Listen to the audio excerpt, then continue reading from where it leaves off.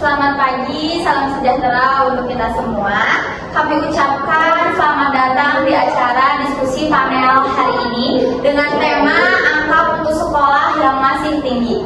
Pada hari ini, tanggal 1 Oktober 2024, bersama saya Rania Zubaidi yang akan memandu acara diskusi hari ini. Hadirin yang berbahagia, angka putus sekolah di Indonesia masih tinggi dan menjadi fenomena yang belum terselesaikan. Badan Pusat Statistik mencatat angka putus sekolah di Indonesia terus meningkat sejak tahun 2019 hingga tahun 2022. Banyak faktor yang menyebabkan angka putus sekolah menjadi turun. Ini semua akan dibahas oleh narasumber kita yang sudah hadir, yaitu Ibu Kepala Dinas Pendidikan dan Ibu Kepala BPS. Baik, kepada Ibu Dewi sebagai Kepala BPS untuk menyampaikan pendapatnya. Terima kasih kepada moderator yang telah memberikan saya kesempatan untuk berbicara di diskusi kali ini. Baik, faktor-faktornya itu yang pertama, akibat mahalnya biaya pendidikan. Terdapat 1,3 juta anak usia 7-15 tahun terancam putus sekolah. Tentu saja hal ini sangat memprihatinkan mengingat bahwa seluruh anak di Indonesia harus menempuh pendidikan minimal 12 tahun. Yang kedua itu, banyak anak mengalami keadaan ketelantaran karena sikap dan kelakuan orang tua yang tidak memberikan perhatian terhadap proses tumbuh kembang anak dan juga hak-hak anak untuk mendapatkan pendidikan yang layak. Ketiga, keadaan keluarga yang kurang mampu yang cenderung timbul berbagai masalah yang berkaitan dengan pembiayaan hidup anak, sehingga anak seringkali dilibatkan untuk membantu memenuhi kebutuhan ekonomi keluarga. Sini juga saya akan menyebutkan data angka putus sekolah pada tahun 2023. Pada tahun 2023, angka putus sekolah di Indonesia adalah 31.246 orang untuk jenjang SD, 105.659 orang untuk SMP, dan 73.388 untuk jenjang SMA. Angka putus sekolah menurut jenis kelamin pada tahun 2023 yaitu untuk laki-laki di jenjang SD 0,10%, untuk jenjang SMP 1,35% dan jenjang SMA 1,25%. Sedangkan anak perempuan di jenjang SD 0,12%, jenjang SMP 0,59% dan SMA 0,81%. Dari data yang saya sebutkan tadi, anak laki-laki memiliki angka putus sekolah yang lebih tinggi dibanding anak perempuan, terutama di jenjang SMP dan SMA. Terima kasih kepada Ibu Dewi yang telah menyampaikan pendapatnya. Persilakan kepada Bu Laisa sebagai Kepala Dinas Pendidikan untuk menyampaikan pendapatnya. Terima kasih kepada moderator yang sudah memberikan saya waktu dalam diskusi panel ini. Pendidikan di Indonesia merupakan tanggung jawab Kementerian Pendidikan dan Kebudayaan Republik Indonesia. Di Indonesia, semua penduduk wajib mengikuti pendidikan dasar selama 12 tahun, yaitu SD, SMP, dan SMA. Kewajiban tersebut telah dirinci sejak tahun 2012. Dari sebelumnya berfokus pada wajib belajar 9 tahun. Hak dan kewajiban warga negara dalam pendidikan juga sudah diatur dalam pasal 31 Undang-Undang Dasar 1945 yang berbunyi: 1. Setiap warga negara berhak mendapatkan pendidikan. 2. Setiap warga negara setiap warga negara wajib mengikuti pendidikan dan pemerintah wajib membiayainya. Tetapi di Indonesia, tingkat putus sekolah memang menjadi masalah serius yang berdampak luas. Menurut data dari Kemendikbud, pada tahun 2022 terdapat sekitar 2,5 juta siswa yang tidak melanjutkan sekolah, baik dari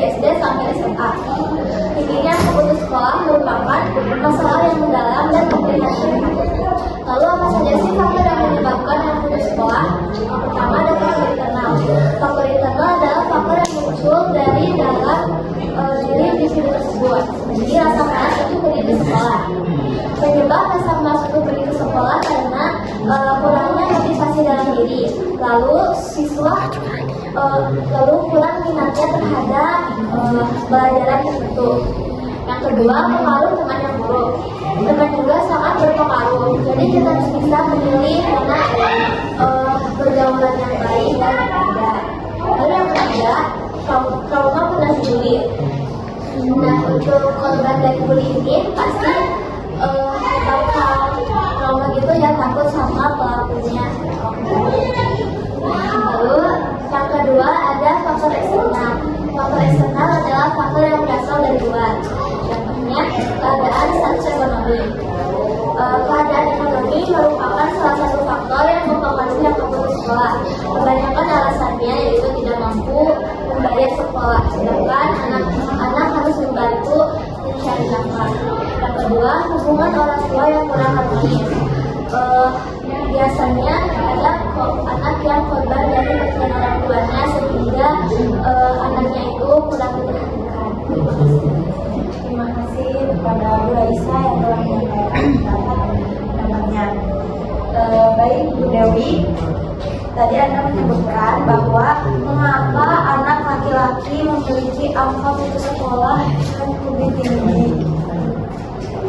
Baik, saya menjawab.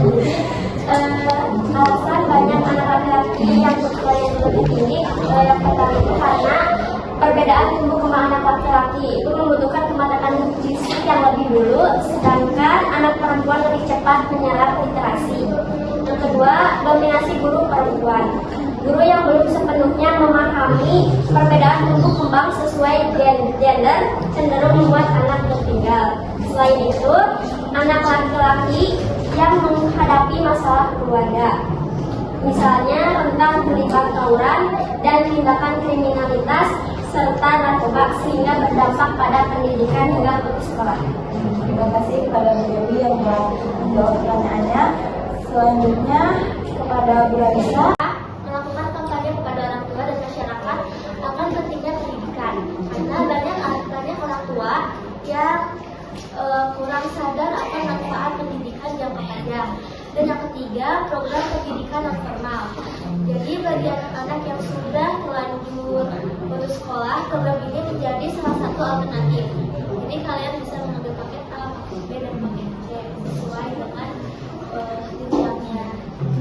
Terima kasih kepada Bu Isa Raisa.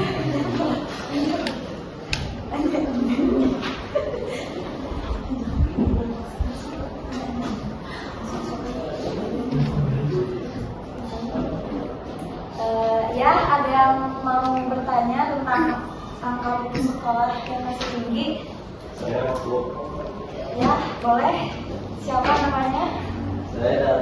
Nama saya Muhammad Hamdan. Ya, baik, Bapak Hamdan. Ingin bertanya, apakah kurikulum berpengaruh pada faktor putusnya sekolah? Baik, ini menjawab. Kurikulum dapat mempengaruhi angka putus sekolah. Kurikulum yang kurang baik dapat berdampak buruk pada pendidikan peserta didik dan menyebabkan mereka putus sekolah. Kurikulum yang terlalu padat dan di luar kemampuan peserta didik dapat membuat mereka tertekan dan malas untuk belajar. Terima kasih kepada Bapak Hamdan yang telah bertanya. Selanjutnya ada lagi yang mau bertanya? Saya, Ya. perkenalkan nama saya Alisa Putri. Ya. Bu Alisa. Saya ingin bertanya kepada Ibu Dewi. Mengapa angka putus sekolah setiap tahunnya terus bertambah? Dia menjawab, angka putus sekolah di Indonesia terus meningkat karena yang pertama faktor ekonomi seperti tidak mampu membayar biaya sekolah atau harus mencari nafkah. Yang kedua, iklim sekolah yang negatif seperti hubungan buruk antara siswa dan guru. Tiga, faktor lingkungan seperti lingkungan pertemanan yang buruk.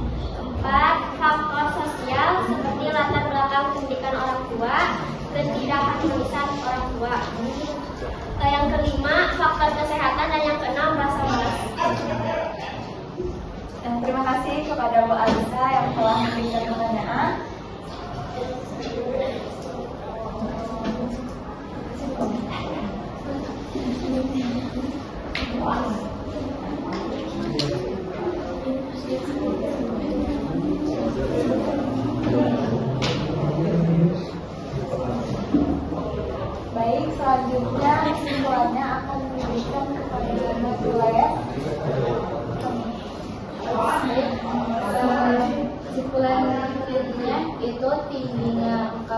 sekolah jadi ketentuan belajar 12 tahun. Indonesia memiliki program wajib belajar 12 tahun. Program ini mewajibkan anak bangsa bisa melanjutkan sekolah yang sudah SMA atau SMK. Pemerintah melalui Kemendikbudaya juga telah meluncurkan program ini pada tahun pelajaran 2015 sampai 2016.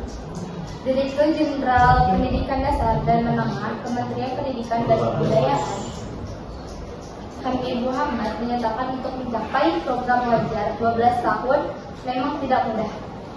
Menurut dia, salah satu kendala yang dihadapi adalah tingginya angka putus sekolah di